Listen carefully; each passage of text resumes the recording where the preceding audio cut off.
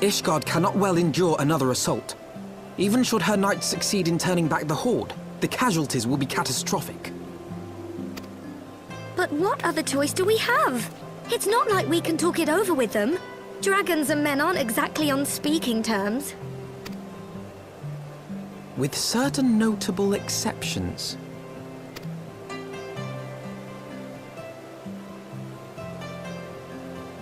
You don't mean Iceheart? When last you spoke with her, she lamented her crimes, did she not? Then there remains a sliver of hope. If we can persuade Iceheart to act as our intermediary, we may yet be able to convince Nidhogg to abandon his bloody course. If there is to be a meeting, I would accompany you. Estinian. Even with your intermediary, Nidhogg's blood rage may render him deaf to reason. However, the mere attempt may afford our forces precious time to prepare. Of course, you might also consider a more direct approach to ending this conflict. With the power of the Eye at my disposal, and the vaunted strength of the Warrior of Light, we could conceivably slay the beast outright. If we are to risk a face-to-face meeting with the Dread Worm, I for one would feel safer in the company of the Azure Dragoon. However, I should only turn to your lance if my words failed to find their mark. Is that clear? Perfectly. I shall assume that Iceheart enjoys similar diplomatic protection until instructed otherwise. A word of advice. Think carefully before divulging the particulars of this plan to Sir Emeric. 'Twould not do to have the Lord Commander accused of consorting with heretics. Indeed. I thank you for your counsel, Estinian. We shall be honored to have you with us. I am glad to be of service.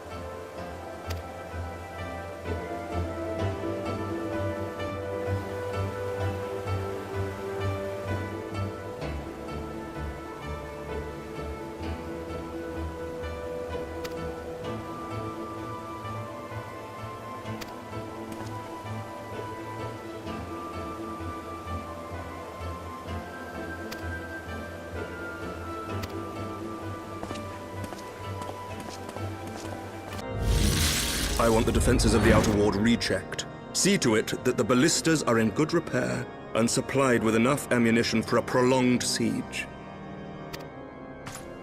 At once, my lord.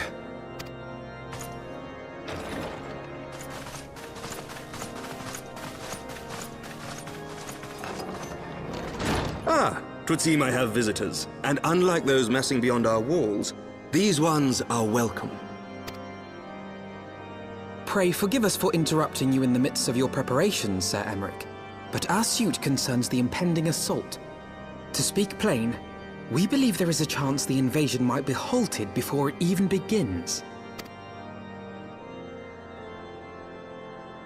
I can divulge little more at this time, but I must nevertheless request that you advise the Holy See to refrain from launching any preemptive sorties whilst we seek to put our plans in motion. I will gladly lend my support to any endeavor that could spare the blood of my countrymen, but I would know more of the cause you would have me champion. Will you not share aught of this mysterious undertaking? Know that I have offered my lance to aid in this endeavor.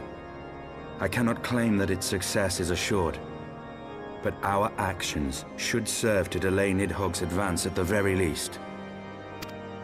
Which is more than can be said for the ill-conceived counterattack advocated by the sea's more vocal crusaders. They offer glorious death, but little hope of victory. Aye, their proposal does not inspire confidence. Our resources should rightly be spent shoring up the city's defenses. The Azure Dragoon and the Warrior of Light sallying forth together to face the dread worm Nidhogg.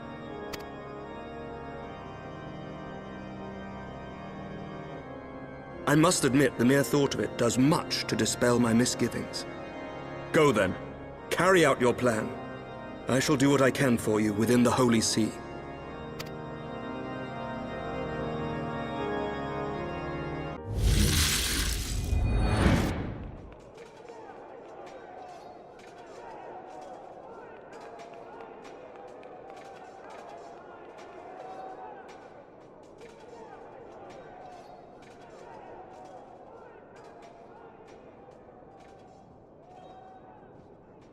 Such commotion.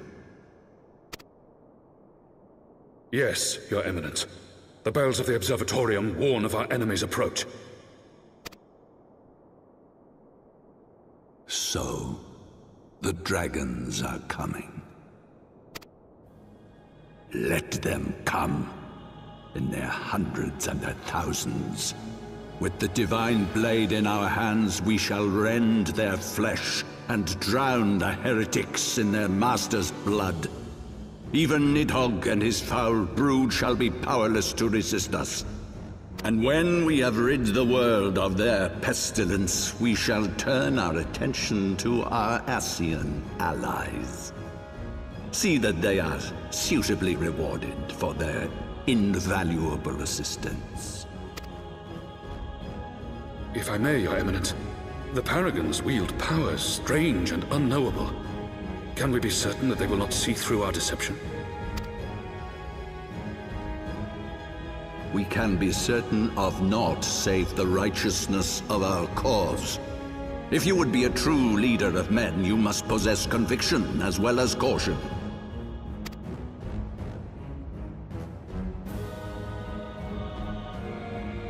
We seek to excise the root of an evil that has blighted us for 1,000 years.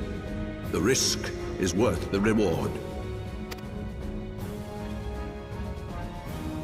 And what of Estinian and this Warrior of Light? They have plans of their own. Leave them to their purpose. We must each play the role we have been given.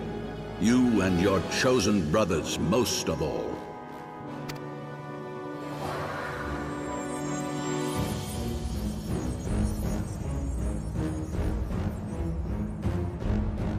For the glory of King Thordan.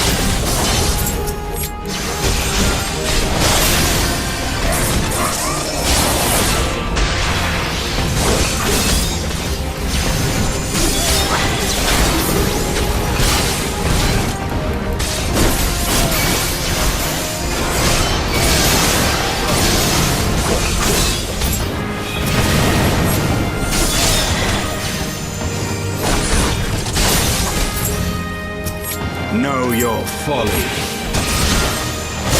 Focus. Release!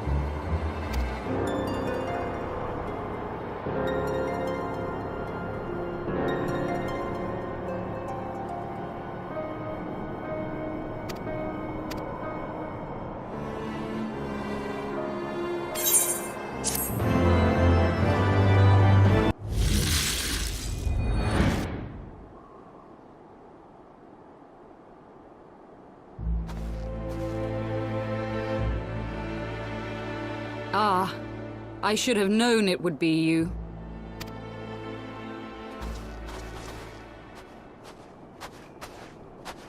Word reached me of a struggle with a small but well-armed band of trespassers. Forgive my comrades their hostility. Few come here uninvited, and fewer still with good intent. Now, tell me why you are here.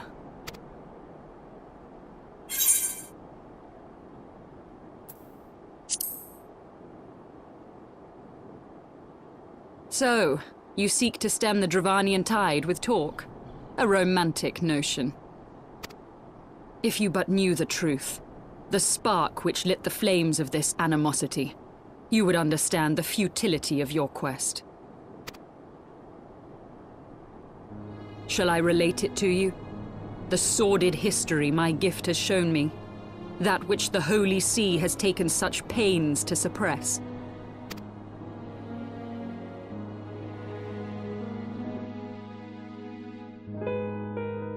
'Twas more than a millennium past when an Elezen tribe first sought to claim the lands of Kurthas as its home.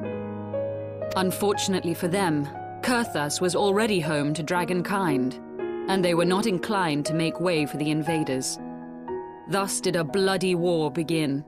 A war which might well have rumbled on until one or the other side was exterminated, had it not been for the resolve of a single woman. That woman's name was Shiva. While those around her fought and died, she attempted to parley with the dragons, and in so doing discovered them to be possessed of profound intelligence and reason. The great worm SHAREfactory in particular so enchanted Shiva that she found herself growing to love the creature, whom her people considered a monster.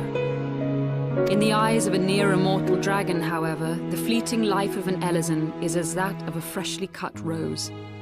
Scarce has the flower bloomed before it begins to fade and wither. Such melancholy musings plagued SHAREfactory, who had found in Shiva an unexpected and beloved soulmate. He knew that all too soon, death would snatch her away from him.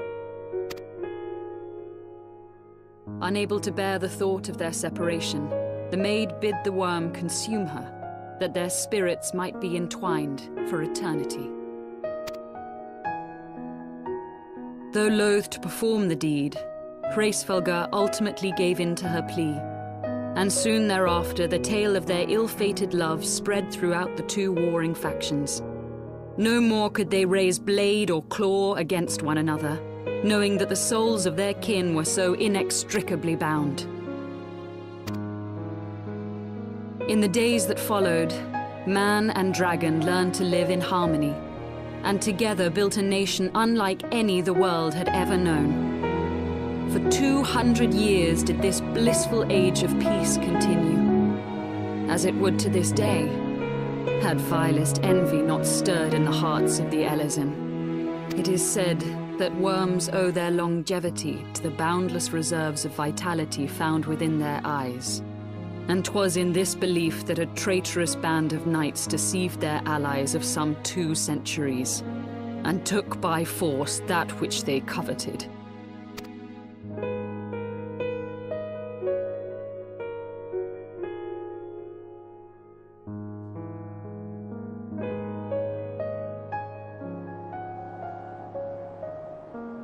Nidhogg, he who now stands poised to unleash his wormlings upon Ishgard, was the great dragon who lost an eye to Elezen treachery. And until he prizes it from the hands of the traitor's progeny, no amount of conciliatory words will stay his fury. You are wrong, Lady Iceheart. Lest you misunderstand, I do not doubt your vision of the past. 'Tis true that Nidhogg greatly desired to reclaim the Eye. Indeed, it was for that very reason that I kept it with me as I roamed the land, attempting to draw him away from the city.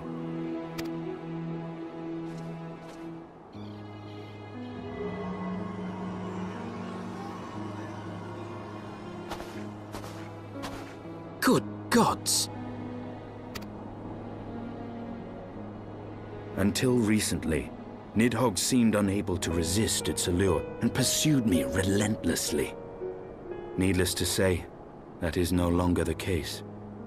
Now, it would seem, he has fixed his attention on Ishgard itself, though he knows full well the eye does not reside there.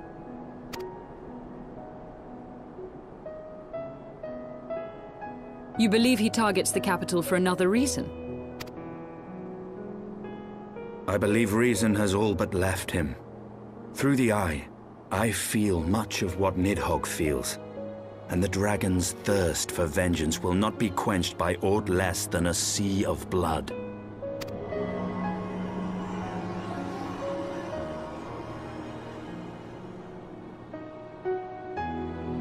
If Nidhogg is indeed lost to reason, might we not seek an audience with SHAREfactory instead? He has thus far shown no inclination to aid in the invasion of Ishgard, and may yet welcome our efforts to broker a peace.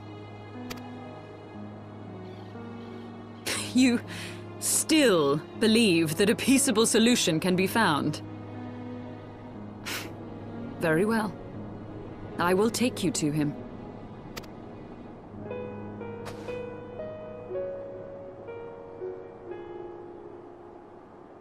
Our road will lead us to Dravania, the homeland of dragonkind. There we shall ascend unto the clouds, where SHAREfactory resides.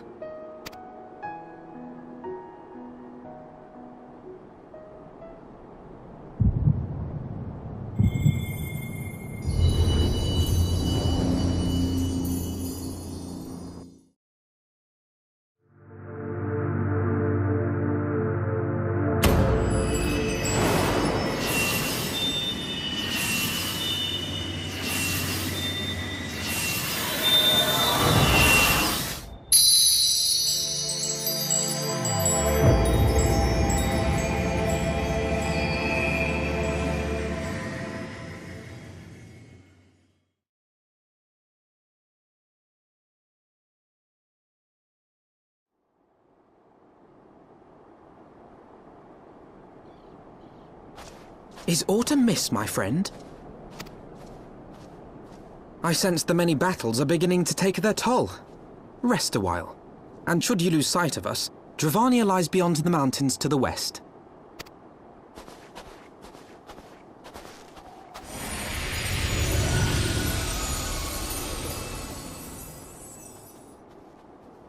Curious.